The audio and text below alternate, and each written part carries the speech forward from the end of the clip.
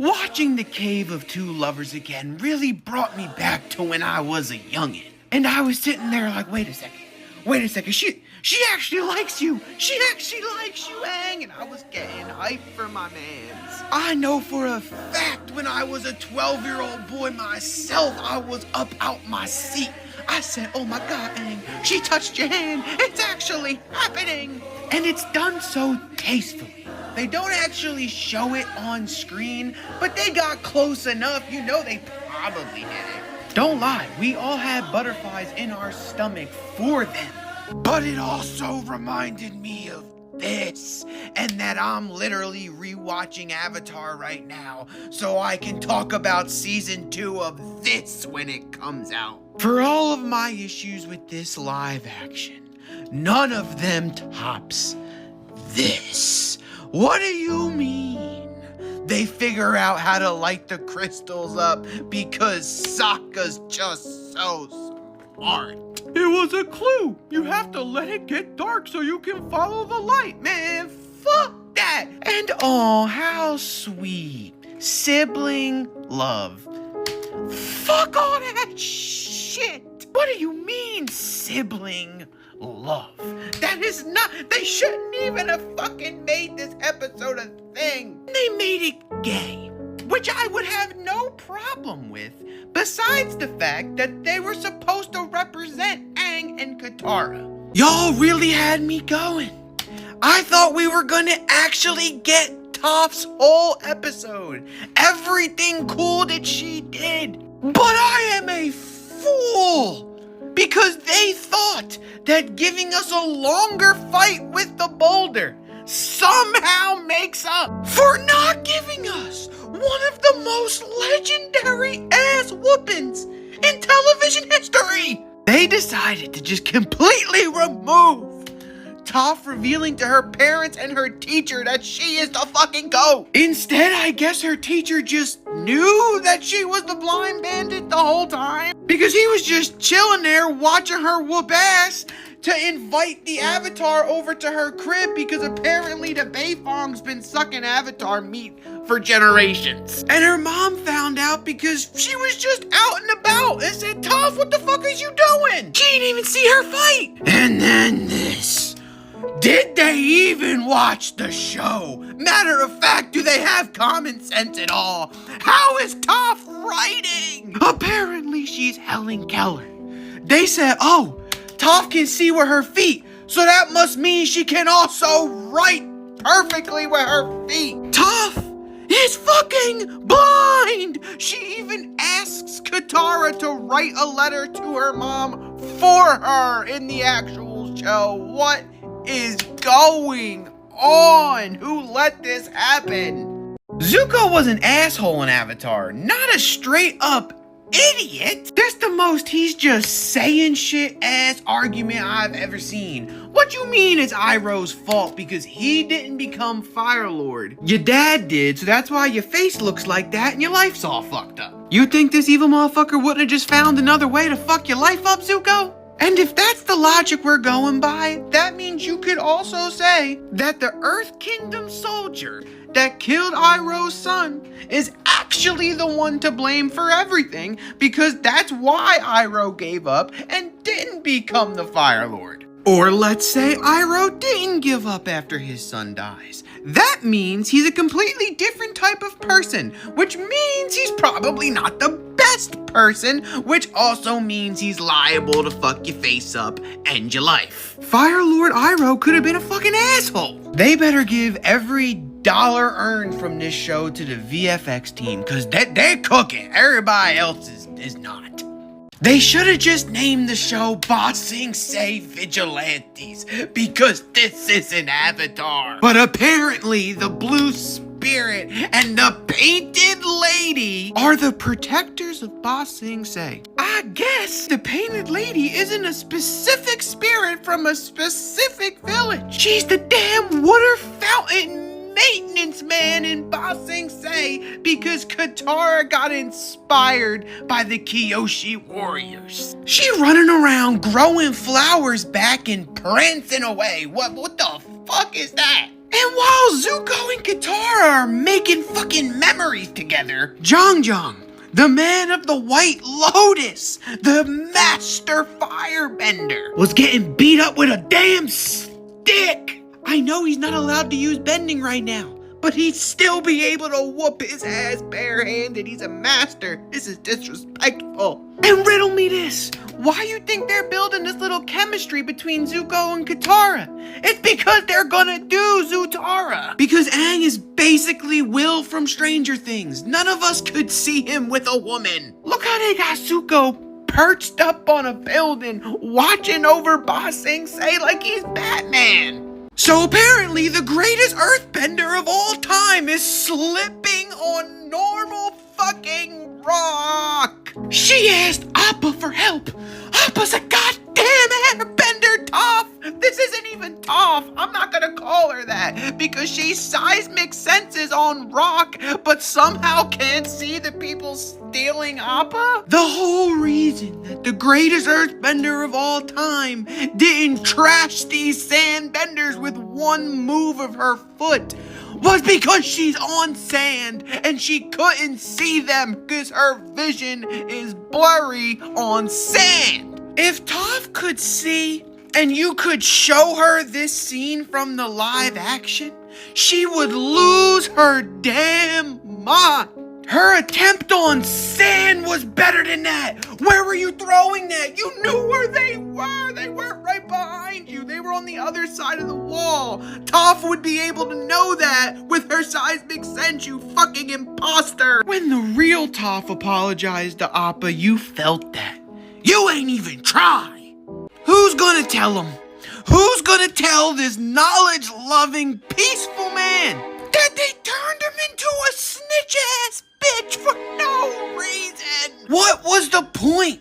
Why couldn't the owl just find them like he did in the regular show? And oh my god, I hate when he talks. He snitched in exchange for access to the library for all eternity. The original professor, he had dignity. He stayed behind so he could read for eternity. And after all that, they just wanted the owl to eat somebody because he said, you know what, snitches do get stitches, and just swallowed the professor whole. This is how they made that man go out. This is fucking disrespectful. Don't even get me started on the fact that I guess just everybody can talk to past avatars now, and Toph is just taking away Sokka feats. Sokka doesn't get to find the note that says Day of the Black Sun anymore. That's not for Sokka to do. Do y'all remember the absolute coldest pull-up in the history of television? When the gang absolutely runs through the Earth Kingdom army to go talk to the Earth King? You remember this? The live action clearly wanted you to forget because they thought it'd be a better idea to have the gang infiltrate by hiding in motherfucking wine barrels. They went from being absolute menaces to fucking pussies. It feels like they purposely took out everything cool, including Bosco. Where the fuck is the Earth King's bear? Why is it fuck Bosco? I mean, they had to do it this way because Appa was currently still missing because they fucked it up. This is Bosco. This is all we got from Bosco. I didn't even notice this in the first watch through. But as I was saying, of course they couldn't pull up all cool like because they didn't have Appa, due to the fact that the writers took the story, chopped it up, threw it in a blender, regurgitated it, and put it on a fucking screen. The lamps are already lit when they got there. Alright, bet. I feel like I'm at a camel petting zoo and I'm getting spat on with every minute I watch this shit. You know, why keep the wholesome scene where Zuko puts himself on the line to make somebody he just met happy? A scene that we all look back on fondly, where we saw for the first time that Zuko may really be able to be a happy family man. The scene that showed Zuko that he could use his firebending for good. And she knows he's a firebender, and she still likes him. But you know, fuck one of the greatest character redemption arcs of all time. I mean, hey, they kept the dumb hair in, but yet they didn't even mention anything about the hair to make it funny, like in the original. They just do everything worse or they change it. Zuko isn't even the one that frees Appa. Just leave him bad. Don't even give him a redemption arc. That's not my Zuko anyway. If Appa ever sees this nonsense, somebody better inform him that this is not an accurate portrayal of his Aang. It would break his little bison heart that all we got was Aang going into the Avatar state for the credits, and then was immediately able to calm himself down. Does he even care? The real Aang became a killer when Appa got stolen. He said, I never even heard of a pacifist before. Anybody and anything can catch this work. He was decapitating shit just because.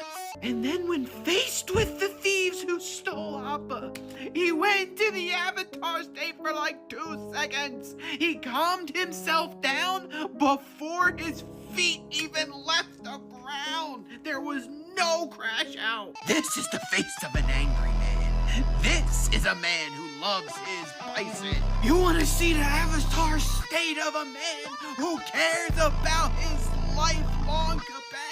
It looks like this. Even Katara was about to catch the smoke. Who is this? Who is he? Because he's not Zuko. You see this scene here?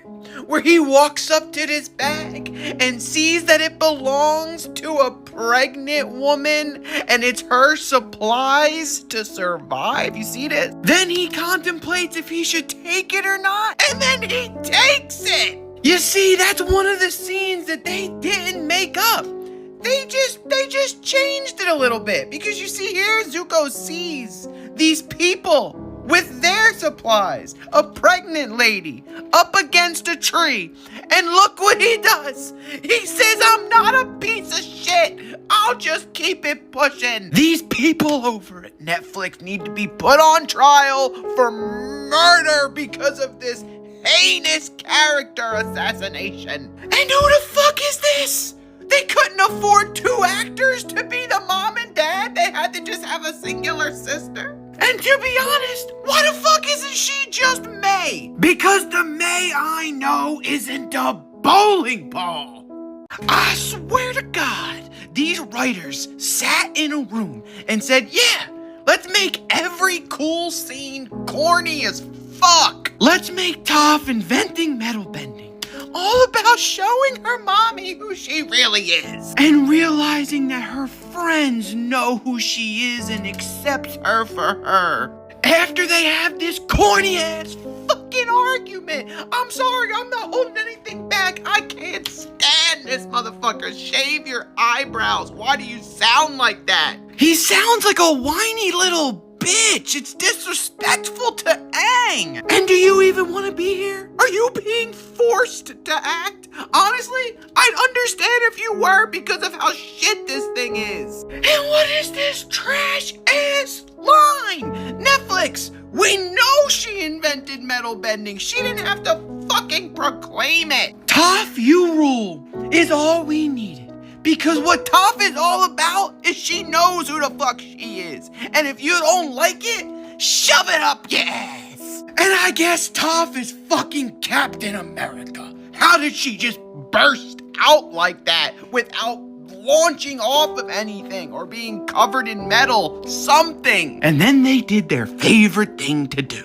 They took a memorable, famous line from the show and shoved it in to make us happy, even though it just made it worse. What the fuck? Who are you proclaiming to, the sky? This is how it's done. You tell some fuckers you're the greatest earthbender in the world, and then you stomp on their head. That's who Toph is. In what universe is this bending? It's definitely not the Avatar universe. Apparently, all you need to do to bend one of the hardest things in the show to bend is a little hand swirly swirl. This is sorcery, not bending. What the fuck? Do they have like Tesla coils attached to them? Since when is lightning AoE like that? Even when someone wants to lightning bend as fast as possible, they still have to move the chi through their body because it's bending. bending. Look at it, they have to charge it up. Azula is manipulative. She wouldn't have just insta-killed everybody. And why the fuck is this man on the table? Then Azula says, matter of fact, that hand swirly swirl was unnecessary. Let me just insta-lightning bend. Even the most powerful firebender in the whole show, during Sozin's comet, had to do a little charge, had to get some chi flowing for the lightning bending. And look, she shot him in the chest. You see that? Nothing is accurate in this show, including where he got shot by the lightning. But this is apparently important. They have to heal his back. The lightning went through him and out his back? What in the fuck?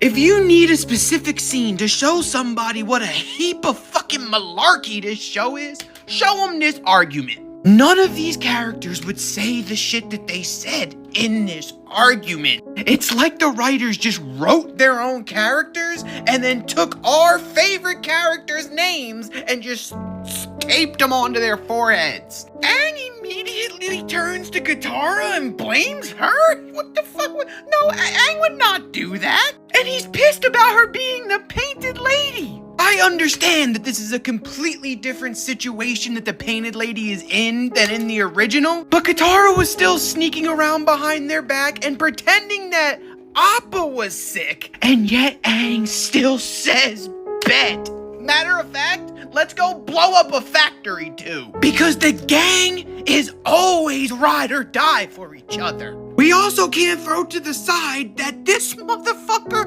was best friends with Long Fang. They were just traveling around the city like some fucking butt buddies. And this bullshit with Toph always trying to separate herself from her family. This dumbass storyline. Nobody in this group would be bitching at her for her family doing something bad. They weren't idiots, but these motherfuckers sure are. And Aang is so confrontational. He's snapping on everybody. This is the only time he's confrontational like that in book 2, and it's because they are all running on no sleep, and Toph says something about Appa, and even though she's right, Aang don't fucking play about Appa.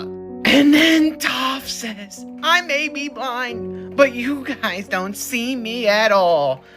Ugh, whoever wrote that line, take them out back, take them behind the barn. Since this is the only argument in which Toph separates from the group, let's compare. She says, I'm fucking out of here, give me my bag, Sokka, get your dumb ass out the way. That's how Toph walks off. Well, Guru Patik, I'm sorry to say, but apparently Aang never needed you or your onion banana juice. I mean, Aang 2.0 doesn't need character development. Like letting go of fear since he's a 12-year-old boy that has to fight the Fire Lord. I mean, it sort of makes sense since this motherfucker looks 17 and the only chakra he has blocked is whether or not to come out the closet yet. But the real reason they took this whole segment out is so they didn't show how much Aang loves Katara. You know, since they're aiming towards fuck-ass Zutara. You see, the thing is, you could like Zutara, whatever,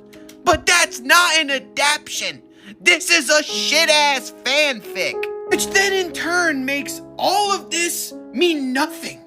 How much are you willing to lose? We don't even really know how much he cares about Katara in this dumbass show. Okay, now let me meditate on nothing, because we have no fucking clue what you're even thinking about right now. Not to mention, when Aang goes to meditate in the original to, you know, release his earthly attachments like a monk should, like a spiritual bridge should, he puts up a diamond fort to protect himself while he's defenseless. This dumbass is just laying on the floor right in front of Azula. No cover. You ever play a battle royale with a motherfucker who opens the menu without getting behind cover first? That's him. Azula could have just straight shot him with her insta-lightning to put him and all of us out of our misery. Anu Menon, Helen Shang, Albert Kim, Christine Boylan, Jabbar, Raizani, and you two motherfuckers. I can prove that you did not watch the original show. And you guys need to sue for defamation. Sokka drinks cactus juice that makes him hallucinate in the desert arc that they completely cut out for some reason. But the people I previously spoke of have seen clips of all the funny things Sokka did while he was tripping on cactus juice. Drink cactus juice, it'll quench you. Oh look, he made up some words. Everybody will feel so nostalgic when we put this in. But you see, the reason he wants everybody to drink cactus juice in the original is because they are stranded in a desert and don't want to die of dehydration. And then he hallucinates being in an ad to kind of like break the fourth wall and do all this crazy shit. Not just lay on the ground and randomly become the cactus juice poster boy. Oh, and this one is egregious. It's a giant mushroom. He's pointing at nothing. He is truly hallucinating. He's not just staring into nothingness. He says it's a giant mushroom because it's a giant mushroom. That Aang made, you know, showing emotion. And last I checked, I'm pretty sure actors are supposed to be able to cry on command. A tear or two would have been nice. Who told any of these motherfuckers that they even had a comedic chop to be found? Because they took out one of the funniest scenes in the show, but put the other lines in and thought that was funny. But they ain't got the budget for Momo or Appa because they're not characters in this show like in the original. They even assassinated them. God damn it. Oh, and I guess the upper ring of Ba Sing Se is just tripping balls all the time, just serving up hallucinogenics in a glass? Like, what? Oh, you thought they wouldn't find a way to disrespect the GOAT? Even Uncle Iroh isn't safe, man. The voice of reason, the man who saved the last two dragons, still can't run from the disrespect. Fuck you mean, welcome Iroh to the White Lotus. He's a grandmaster! What the hell are we talking about? I need y'all to read this along with me. About a month ago, a call went out that they were needed, and it came from a Grand Lotus. That Grand Lotus being Iroh of the Fire Nation. I'm pretty sure you can't become a Grand Lotus that can convene everybody to one spot in like a month. Acting like he's a new recruit. Man. Also, if he's a new recruit, when he found the White Lotus Pie Show piece, how did he know where to go? How did he know who left it? How did he know the secret password and to do this little magic trick? What? Like what? But because I am a fair man, and I am not just hating to hate, despite what some of you may think, this was a well-acted scene between these two. And I don't hate the backstory that Zhang Zhang is the reason that Lu Ten died by deserting his troop, but a half-atar. Name calling is supposed to be equal to just chilling while Sokka almost gets his head trampled on and cracking nuts with his 100-year-old relic that is one of the only things that he still possesses that connects him to his extinct people. And then the gayest display of earthbending occurs before my very eyes. Did you see that? I slowed it down. Look at his head. Why he move his head like that? Oh, look at his face. This is what earthbending looks like, you dingle nuts. Earthbending in the middle of a party, just fucking up the palace floors. Fucking rude. And I know one of these writers must have been getting their ass beat by some little blind girl in their childhood. Because what did Toph do to you to be turned into this? You didn't. And what the fuck is this? I'm the greatest earthbending teacher in the world. And then he looks at her like, what the fuck are you talking about? That is never an interaction that Toph would ever take part in. The same girl that said you stood your ground to something scarier than a wild beast. Me. They must have cast Zaboomafoo, not Momo. Because the Momo I know would never cower behind a rock while his best friend gets stolen. again. Was that little creature supposed to be portraying this Momo? The Momo dreaming about his best friend? Then said, you know what, if you can't find him, bet. Let me go look for my fucking bestie. There's a reason Momo was in the library with them in the original. Cause you gonna tell me a motherfucker moving with style like that and brains like this wouldn't have been flying around fucking up these sandbenders' day, giving them hell trying to save Appa? I'm not saying he would have won or saved Appa. He might have even got napped himself. But he sure as fuck would have tried. Ong ain't care enough to shed a tear, and they took away Momo's giant hanging lemur nuts. So we just rejecting Suki now? They had this girl begging him to eat a fucking fruit. And this motherfucker looks more into the fruit than Suki. Look how sensually and slow he eats that. I swear to you, it was on normal speed. The disrespect to have somebody as great as Suki just lay it all out there and get hit with silence. Look at this uncomfortableness. The only time Suki even gets remotely rejected is right here, and this is not rejected. He's ready to kiss her. He wants to kiss her, but you see the backdrop? It's very important. It's the moon, because the girl he kissed in the North Pole is now the moon. Using the scenery as a writing tool? What? That is too advanced for them. Let's just make the fucking wind blow. And this was the extent of Sokka being overprotective of Suki. She runs off and he goes, what? Nah, I'ma just keep it pushing. And then they took away Sokka's backbending. He's a bitch now. He said, can I just stay here with you? And then proceeds to just hold her hand. Are we 5? They playing with my boy's name. This is what his game looks like. He said, you talk too much. Come here. How could they kiss in the kids show and they have more romance and nuance in the kids show? There's no way that this whole season hasn't just been rage bait, because look at this. Barefoot imposter tells bald imposter to bend something that he can't see, so he does this. And it surprised her. Earth bending surprised Toph.